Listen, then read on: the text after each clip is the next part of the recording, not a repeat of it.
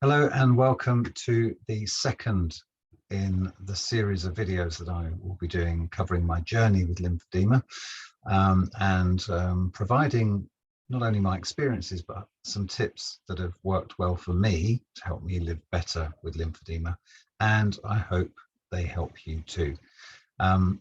Before I start, as before, I need to say that I'm not a medical professional. I'm not here to provide advice on lymphedema from a professional perspective. I'm merely someone who lives with the lifelong condition, a compliant patient no less, but if you need professional advice about lymphedema, then please contact your GP or lymphedema therapist or clinician practitioner. Today's video, having explained the day that I got cellulitis and lymphedema in video 1. Today I'm going to explain how it happened, what the trigger for my lymphedema was, and also what lymphedema is, helped along by Christiana Gordon, Dr. Gordon, and Professor Vaughan Keeley, who write in my book. The other thing to point out was, looking back, and it wasn't until I wrote the book and I started to look back in time that I did, in hindsight, it's a wonderful thing, I did see probable signs of lymphedema growing up, but thought nothing of them at the time. So I'll also mention a few of those just in case of potential hereditary situations with lymphedema. Something I'm very aware of, and hopefully this is of interest. So how did it begin? How was it triggered?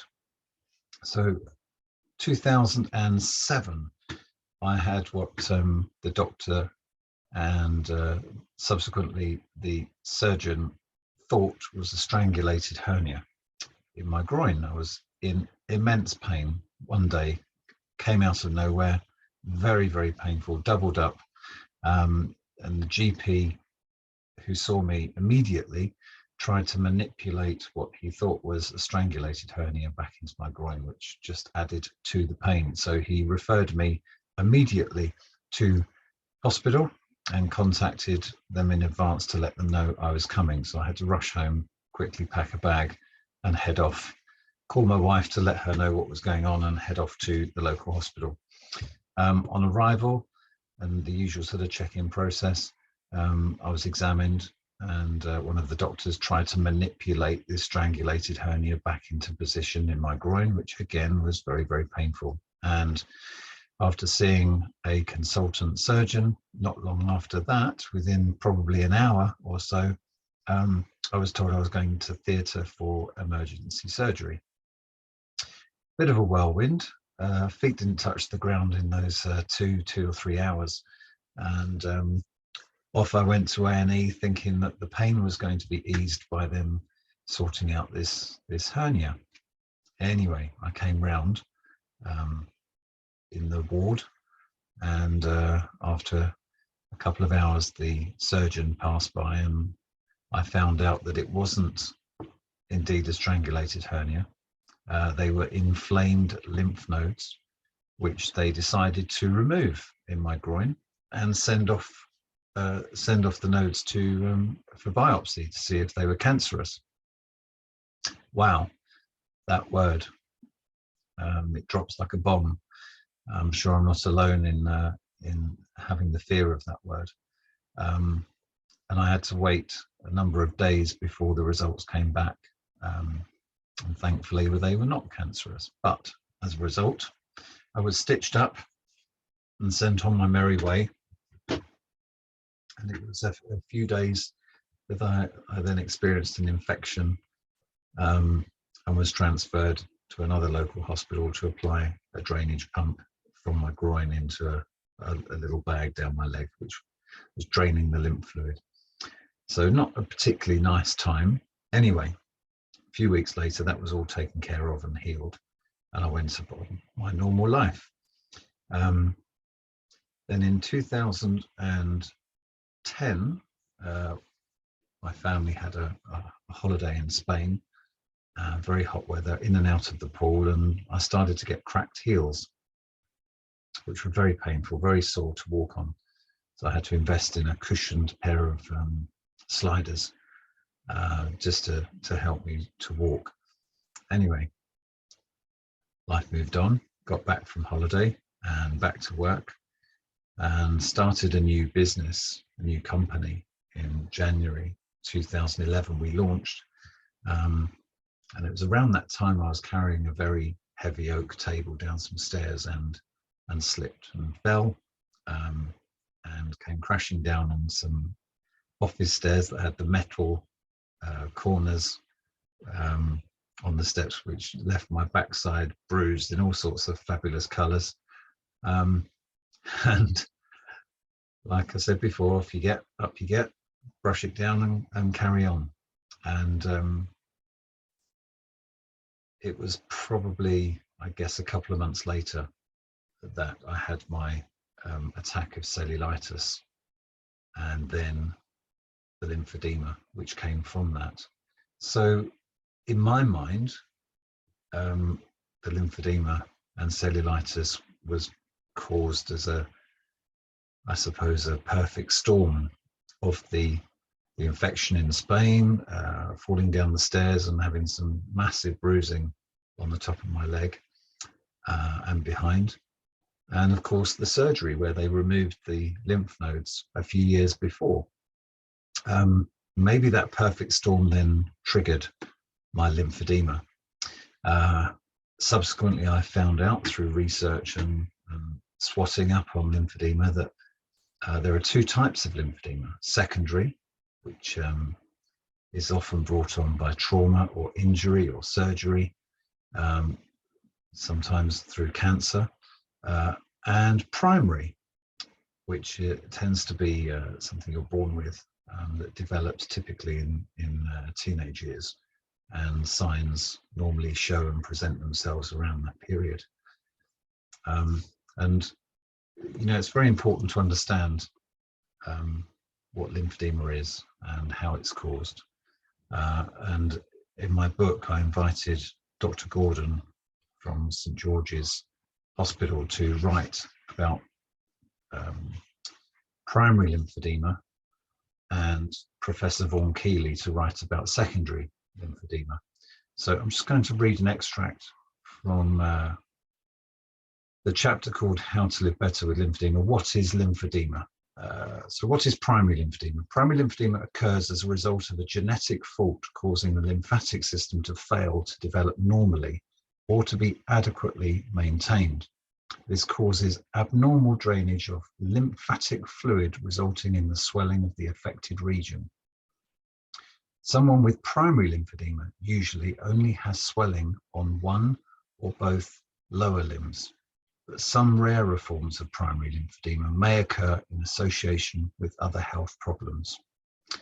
And she goes on to write thoroughly about primary lymphedema before handing over to Professor Vaughan Keeley, who talks about secondary lymphedema. And he writes, with the development or maintenance of the lymphatic system and secondary lymphedema, which is usually thought of as damage to an otherwise normal lymphatic system by some external factor, such as surgery, radiotherapy, and infection. Secondary lymphedema has, therefore, often been considered to be largely due to cancer treatment in temperate climates and due to the parasitic infection psoriasis in tropical climates. And he writes in detail about secondary lymphedema in the book, which is in chapter 3, What is Lymphedema? But going back to my earlier point about some of the signs that in hindsight I've realized could be linked to lymphedema and therefore potentially primary lymphedema. At the time, I wouldn't have even put 2 and 2 together, but just in hindsight, they've given me some things to watch out for for future generations, let's say, if potentially it is hereditary, to nip it in the bud and take action much sooner than when it actually presents. So, for example, I recall when I was 13, playing football, getting kicked to shreds on the football pitch every weekend, and after many hours of football, I'd often have a puffy ankle, and just put it down to getting kicked and knocked, and the shin pads not doing their thing. At the age of 15, 16, I had a car cleaning round to earn some money at the weekend when I was at school. And after being on my feet all day in hot weather, there's a little bit of puffiness around my ankle. I then worked part-time in a shop, a hardware shop near where I used to live. And again, on my feet all day from 8:30 till 6 o'clock from memory, all day Saturday and half day Sunday. And you've guessed it, you're being on your feet all day. At the end of the day, my ankles would be puffy, but it was never a concern because they always went down again. And I never really noticed it again until a holiday when I was in my early 30s, heading over to Spain and having a fair few drinks and enjoying the sunshine and obviously the flight over. And my ankle started to get fairly big, almost half the size of my calf again. And it was then I really started to think, oh, there's something not quite right here. But, health gets pushed back to the side. And when you land back in England on the flight home, you crack on back to work and normal life. So there was no infection, there was no signs of pain.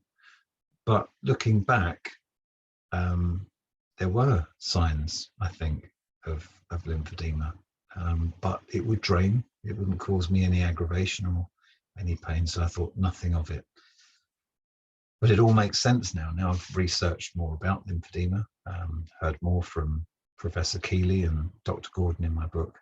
The pieces of the jigsaw start coming together.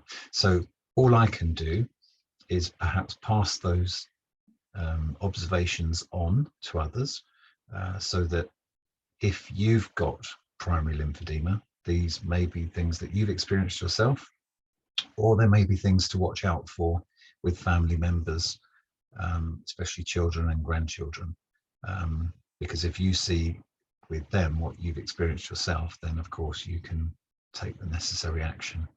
And I know that the Lymphoedema Support Network does a fabulous brochure leaflet about children with lymphedema.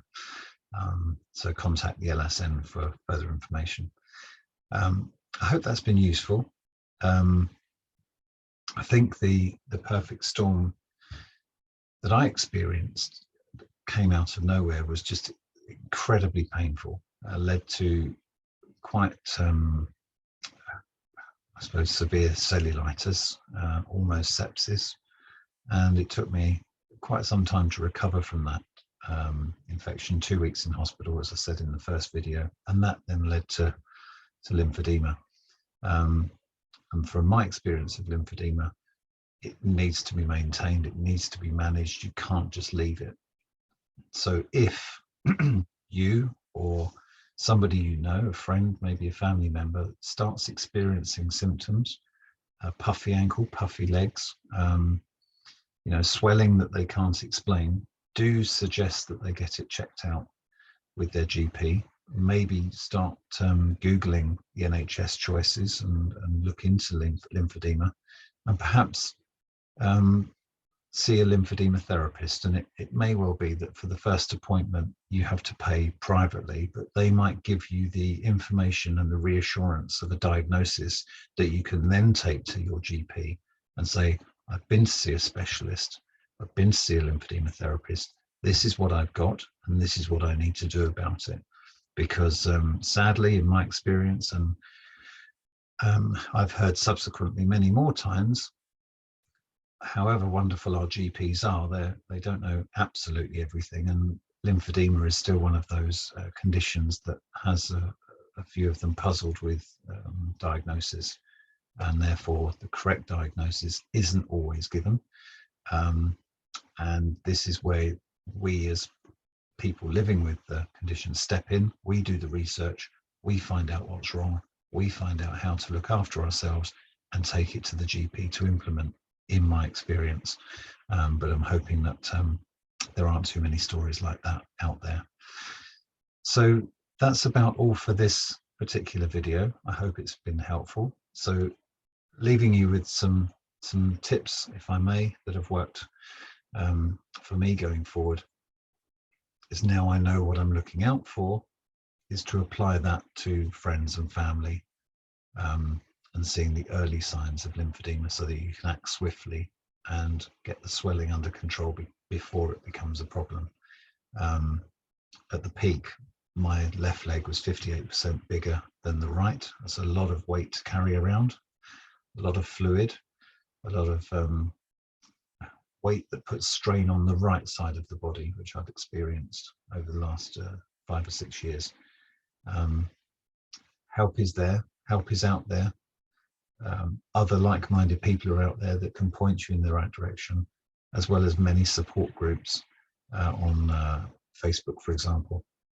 So stay safe, keep well, and thank you very much indeed for listening. And it won't be long before I issue my 3rd video about another topic. So take care. Bye for now.